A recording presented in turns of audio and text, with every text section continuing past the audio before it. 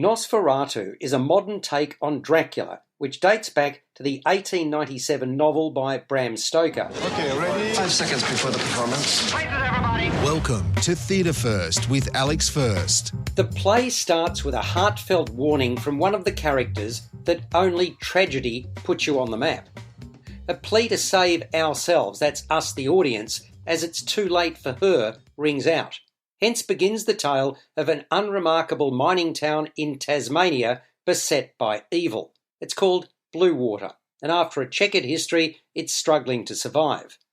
The land has been poisoned, and investors are desperately needed for the mine to have any hope of continuing. The job of finding them is left to Tom, Keegan Joyce, and Knock, Max Brown, the mayor, who's attracted to the town's doctor, Kate, Sophie Ross. But first, Tom must metaphorically wrestle with his journalist girlfriend Ellen, Shamita Siva, so she doesn't spill all the details of an environmental impact report. She reluctantly agrees to hold back before Tom takes off to pursue a promising investment lead in Sydney.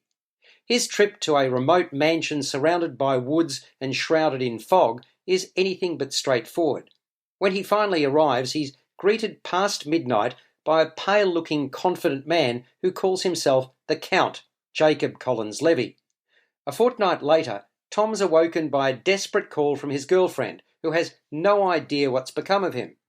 Disorientated and clearly in the grip of something beyond his reckoning, Tom's still with Count Orlok, who he then invites back to Tasmania. After further drama en route, in quick time, Orlok is putting the bite on many of Bluewater's remaining residents. Nosferatu is a modern take on Dracula, which dates back to the 1897 novel by Bram Stoker that was turned into a silent German expressionist horror film, Nosferatu, in 1922. Playwright Keziah Warner, who admits he doesn't know much about vampires, has clearly been sucked in, creating a dramatic, humorous and seductive piece.